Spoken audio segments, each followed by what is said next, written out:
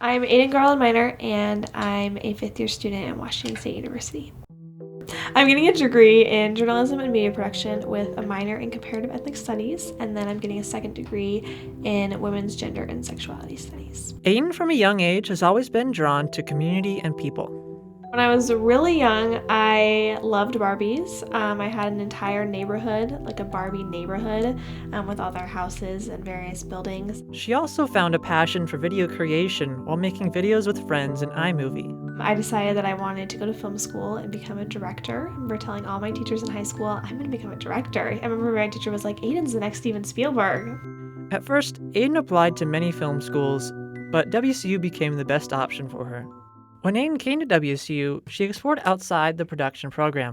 One class in particular caught her interest. The second I took Women's Studies 101, I was like, oh, this is the department for me. She continued to get involved with community projects and joined the organization Period. I read Period Power, a Manifesto for the Menstrual Movement by Nadia Okamoto. She's the founder of Period. She founded it when she was 16, which still blows my mind. I read that book, and it's basically about the menstrual movement and period poverty and period stigma and the history of all these things and how they're still happening, in 2021, 2022, which is crazy.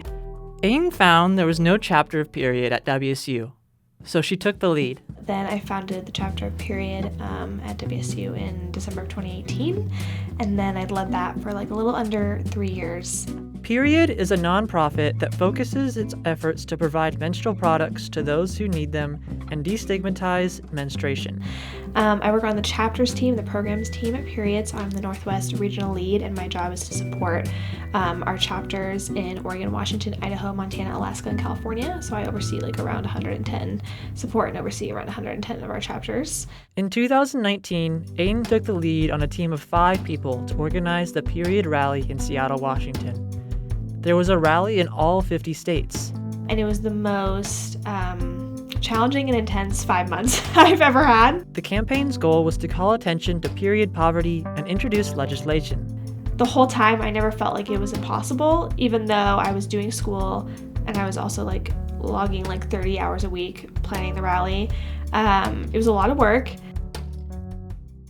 In 2022, Aydan took a turn with her relationship with technology. She switched out her iPhone for a flip phone.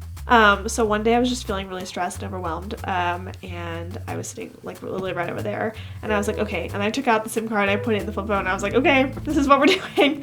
Aydan has found by owning a flip phone, her days have become more freeing. I think, having a flip phone is freeing because I'm not connected to people 24/7. The disconnect from technology has impacted her day-to-day life, especially how she spends her weekends. The fact that I spend every single Saturday at Roost in Pullman for 4 hours writing in my journal. So I can just think about the fact that I'm literally just gonna go sit there and do nothing, or just do something for fun for 3 hours. And I don't take my phone there or anything. I just walk down there and listen to music the whole way and hang out. However, Aydan still has to be connected at times. Some days I do have to take my iPhone, and I feel a definitive difference in my stress levels on those days. Aydan's life has changed in new areas like relationships, technology, and her work. As she grows, her life will continue to surprise her in unexpected ways. Well, to be honest, I have no plans.